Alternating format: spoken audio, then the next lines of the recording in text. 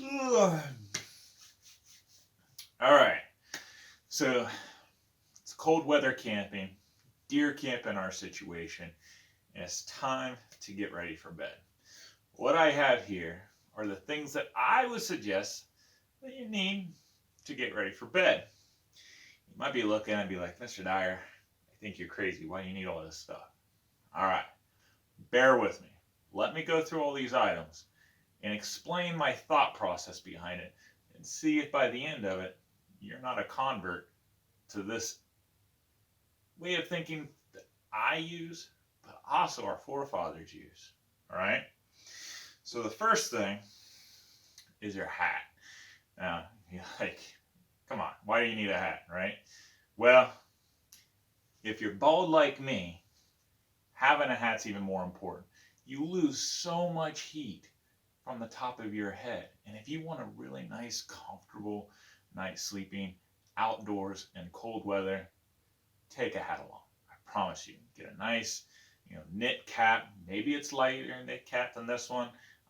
Me being bald, I tend to go for the thicker side of it. Nothing else that adds a little bit more cushion to my pillow. Mr. Dyer, why do you have a canteen? First of all, try not to drink at least an hour before you go to bed. This will help make sure that you're not waking up in the middle of the night to relieve yourself. If you've ever had to wake up in the middle of the night, it's really cold, and you have to go to the bathroom really bad, you're torturing yourself. You just may as well get up, take care of business, and get back in bed as soon as you can. But if you don't have one of these, like I showed in my other video, a hand warmer of some sort, then heating up some water in a container. You want to make sure it's good and tight and sealed. And maybe you want to put it in a bag or something, to keep it waterproof. But if you heat up some water by the fire right before you go to bed, and you put it in your water bottle or a canteen, and you stick that in the bottom of your sleeping bag by your feet, it's going to help you stay comfortable. Just like the top of your head, taking care of your bottom is just as important. Pro tip, I promise you.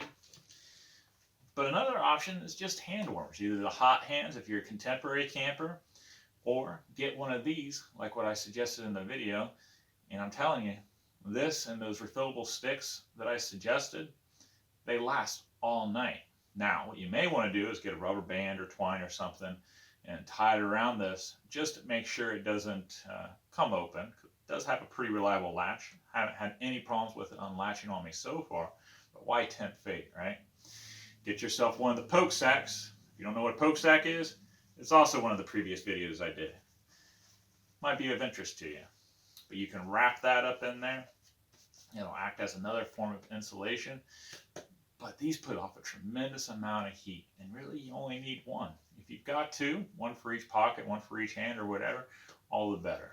But really, one does just fine. I was camping with my troop last weekend, and it got down, I think, to around 20 degrees, and I used this equipment that you see here. So I'm telling you, I'm preaching from my own personal experience. I'm not trying to sell you a line, but have some type of hand warmer or hot water bottle down at the bottom of your sleeping bag. Game changer. You'll thank me for it, I promise. Okay, the next things really are all grouped together, but having your following day's clothes, ones that you're going to wear the next day, putting that in your sleeping bag is another great suggestion for me, because then you're not waking up and putting on cold clothes, which that's kind of sucks. But I have a sweater or your next day's shirt, pair of socks, and pair of pants. You're going to line that, and I'm going to show you. But you're going to put that in your sleeping bag with you. Going back to socks. Change out your socks right before you go to bed. Wash them off with a damp cloth or something. Get some of that sweat and stuff off. Dry them off really good. Get a nice pair of thick wool socks that are loose. You don't want them super tight. You want them kind of loose, because that's going to trap the air. It's also going to help prevent your feet from sweating and getting uncomfortable. You're going to sweat either way, being your feet, but having that loose but thicker wool sock is going to help you stay warm. So wear a pair of nice, clean, fresh socks to bed. Now I'm going to spare you me wearing my long johns. When I was thinking about how to make this video, I was going to come on with my long johns on and everything, but I figured this would probably be a better look for this video. But you want to wear as little, as close to skin as possible. You know, that's the rule of thumb. If you need to wear more layers, then you probably don't have a sleeping bag that's made for the right temperature, and that's fine, especially if you're starting out. Make sure to take 2 sleeping bags, you know, put them over together, but that'll help you. But you don't want to wear a bunch of stuff going into your sleeping bag if you can avoid it. Now, if you can't avoid it, then that's fine. But the reason why you don't want to wear so much is because you want to make sure you're not sweating. You can easily unzip a sleeping bag and let the air circulation go through to help cool you down. But sweat inside a sleeping bag is actually really bad, not only for the sleeping bag itself, but also as the temperatures drop, you're going to end up feeling like you're colder than what you really are. And that's going to lead to a really bad night's sleep. So having a pair of long johns, maybe 2 pairs of long johns. If you don't have long johns and you're going cold weather camping, get like one of those quick wicking t-shirts or something. Same thing with maybe a pair of sweatpants or something. You don't want something super tight to your skin, again, because you want that warm air from your body to be trapped. And those pockets of air is what's going to help keep you warm longer. You want to have a blanket possibly. I always take a blanket with me, whether I'm warm weather camping or cold weather camping. If I'm not using it to cover up with, I'm using it for a pillow. You know, there's a lot of uses for a blanket. Now, I take a wool blanket as long as I have a appropriately warm sleeping bag. But if things do get too cold for me, and I'll show you, I'll line the inside of my sleeping bag with my blanket. I've done that a few times where I wake up in the middle of the night and for some reason the temperature dropped so low that I was having trouble going back to sleep and it was too cold. So lining it with the blanket helped me finish out the night really comfortably. You know, didn't have any problems. But you generally want to sleep on something that's going to protect you from the ground so you don't lose heat to the ground. If you sleep on the bare earth, then the ground is going to try to draw out the heat. Even though you might be in a sleeping bag, you're still emanating a lot of heat. So you want to put something between you and the ground. Okay, so that's why I tend to have a nice wool sleeping bag or a nice wool blanket. I'll put that underneath my sleeping bag. And if it gets really bad, then I'll put it in my sleeping bag under and top. I'll just kind of roll myself into it. But for the most part, I like the sleeping bag to do its own job.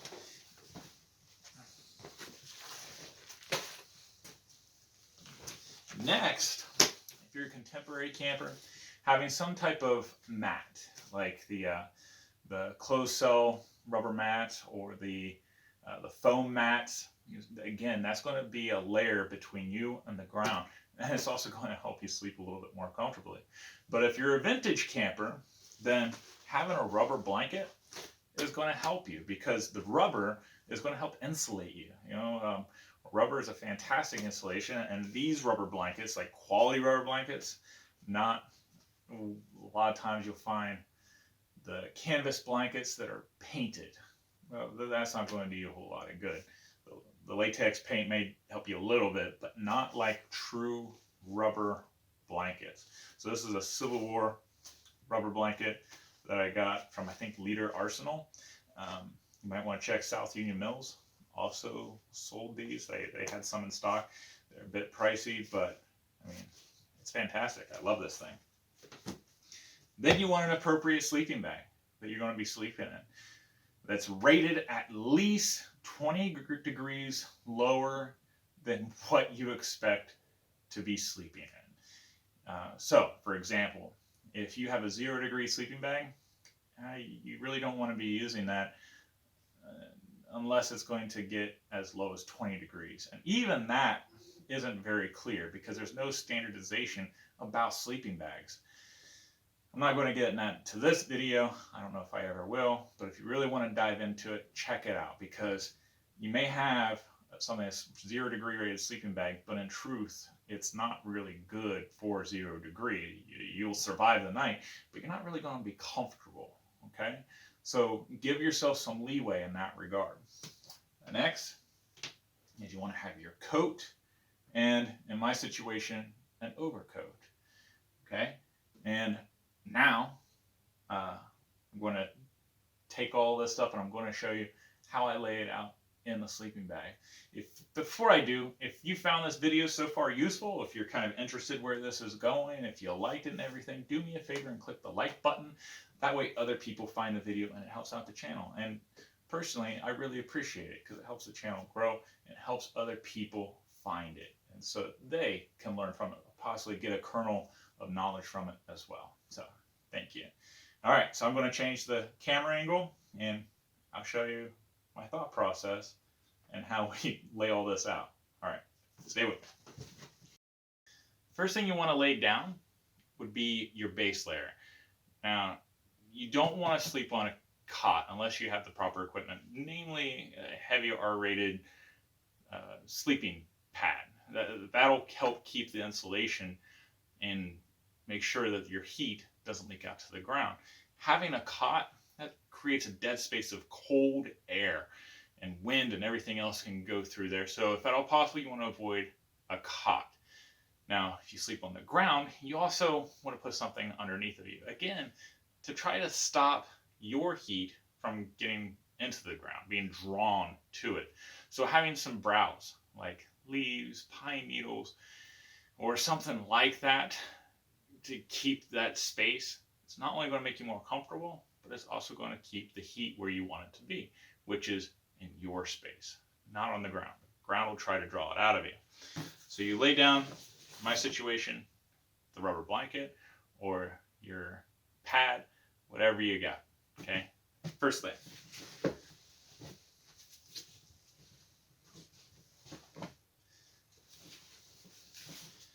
Next, if you have it, is a wool blanket. This is what the old timers did. You know, those hardcore guys would have really thick, heavy duty wool blankets. This is a 5-pound blanket, which honestly is not heavy enough for a cold night of camping. I'd have to have quite a few of these to really stay comfortable in a 20-degree temperature or even colder. But the wool will do some work in keeping that heat towards me, again, instead of going down. Also, the Civil War wool blanket is pretty long. So once I get in my sleeping bag, I can use this to either as a pillow or I can throw it over my head. And you'll see here in a minute where that comes in.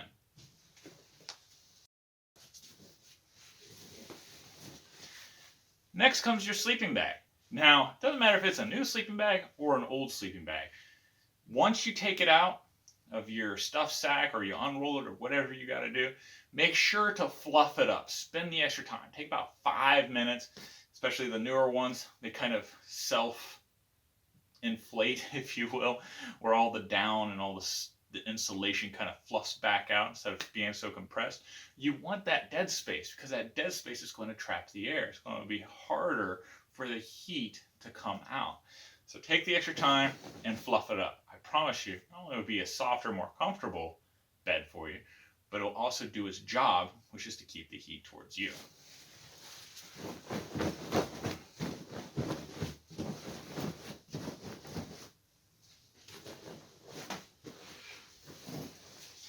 All right, so if you haven't seen my historic video on the wood sleeping bag, you should totally check that out at the end of the video. This thing is pretty awesome, was way ahead of its time. We're not going to go into all those features, but if you're interested in that, then check it out. Another thing is I have a website called honorableoutfitters.com, and I write historical articles on there and some personal reflections and stuff in my blog posts. But these artifacts, they all have an article written about them with primary sources. So if you're a history guy like me, I think you'll really enjoy it. Okay, so once you have your sleeping bag out, next comes your clothes, the stuff that you're going to sleep with the following day. So we have our socks, we have our shirt, in this case a sweater, and we have our pants.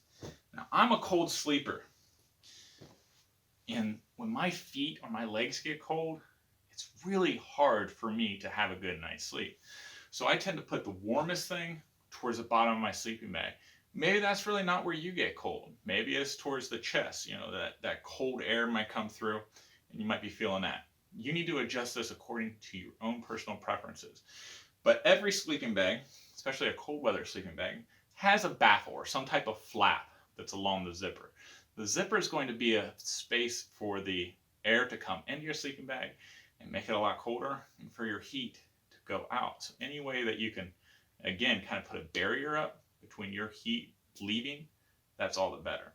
So I'm going to put this towards the bottom of my sleeping bag along where my legs are. I'm not so worried about my feet because I have the hot water bottle, and I also have the hot hand or my hand warmer that's going to be at the bottom. So it should be taken care of for the entirety of the night. I'm also going to have my pair of clean, dry wool socks on my feet, and that's going to work towards that, help me out. Okay, so let's put this in. Right along the zipper. Next thing, I usually put my pants up next. You may be thinking, well, why don't you put your socks towards the bottom? Socks are smaller, and from my experience, I have a tendency to lose them in the sleeping bag. So if you have to get up really quick, being able to get your warm socks, that makes life just a little bit easier for me. But you do you. Whatever works for you. That's the point, right?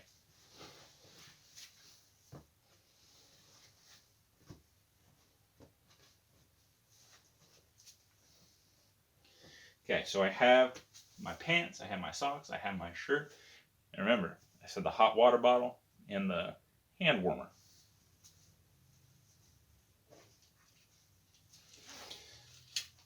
So if you have a hot water bottle, if it's super hot, you might want to put it maybe inside another pair of socks or a shirt or something to help insulate it, but also keep your feet from being too hot. And same thing with the hand warmer. Now, generally speaking, the hot hands you can throw in. That's what I do. I've never really been burned or scorched by them. But these, I think, get a little bit warmer than the hot hands. So that's why I like to wrap them up. And I'll tie a string or use a Ranger band, rubber band, something like that, to make sure it doesn't open up and cause any problems.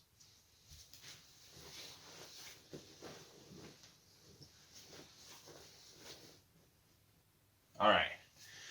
So we have our feet taken care of. Now we need to be thinking about our head.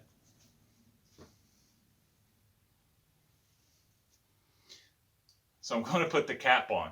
Again, the weight of the cap is completely up to you, but that's going to make sure that the heat stays on my head and it's not going to escape. And I have my two jackets here. Generally speaking, especially in contemporary camping, you're not going to have an overcoat. And for the most part, an overcoat's going to be overkill. It's only when temperatures get really, really low that I take my overcoat. But otherwise, I just layer on in other ways. So I always have my regular coat. And generally speaking, my regular coat is going to go towards my head. It's going to help me just like the blanket. Now the overcoat, if I do have one, that means the temperatures are going to be pretty low. So I use that inside the sleeping bag, and it's going to cover the majority part of my body. I'm going to open it up and lay it long ways. I'm not going to put it underneath of me because I already have the blanket underneath of me. The overcoat is going to be another layer before it gets to the sleeping bag and the down or whatever else the insulation is to keep the heat inside. And this sleeping bag also has this flap that I can throw over me. I'm going to get them down and I'll show you what I mean. Okay, so as I get in this sleeping bag, and if it seems like I'm breathing kind of heavy, it's not because I'm out of shape. So I had COVID earlier this year, and it seems like whenever I lay down, my chest doesn't seem to breathe quite as normal as it used to. So I think I'm still recovering from it. So, promise you, I'm not terribly out of shape. I am, but not that bad. Okay, so I'm going to put my coat, my regular coat, up towards my head. I'm going to bring this around. Then my overcoat, I'm going to open it up that way. So if you're wearing it, if you open your coat like so, that's going to be a lot longer than the length of the body of the coat. So this is blanket weight wool, so it's pretty much just like having a blanket.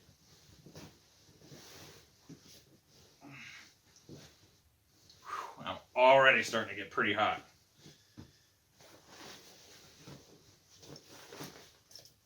Okay, just want to make sure everything is in check. Now you might be wondering, well, why didn't I put the coat or the blanket on top of the sleeping bag?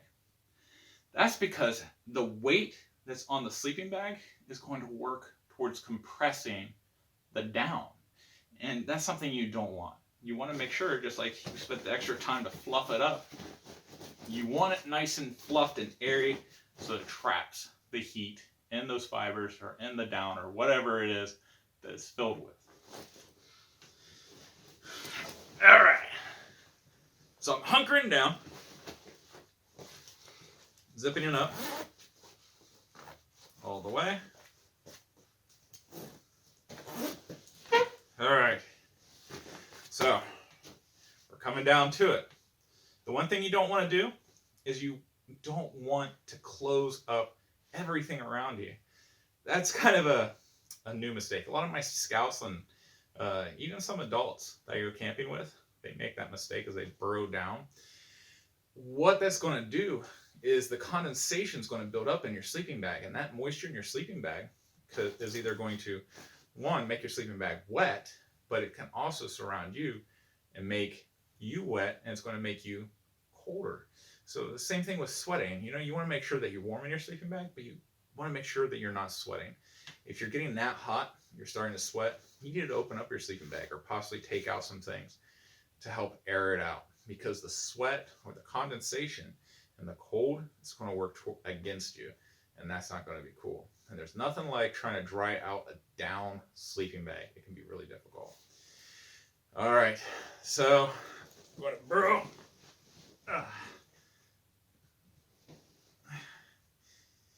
Woo, going to lose my hat. All right, so now I can take my blanket, this over. I can throw that on top of me, like so, and I'm still going to leave that opening so that I can breathe. And I promise you that that air that you're going to be breathing at night is going to be so much more comfortable than trying to feel like you're stifled being buried inside the sleeping bag because you think you're going to be warmer.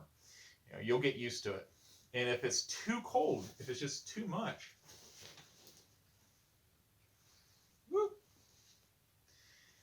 using your coat or your blanket to put it in front of you, but still leave a draft. You want to make sure that you have some type of opening that's going to be able to stay open.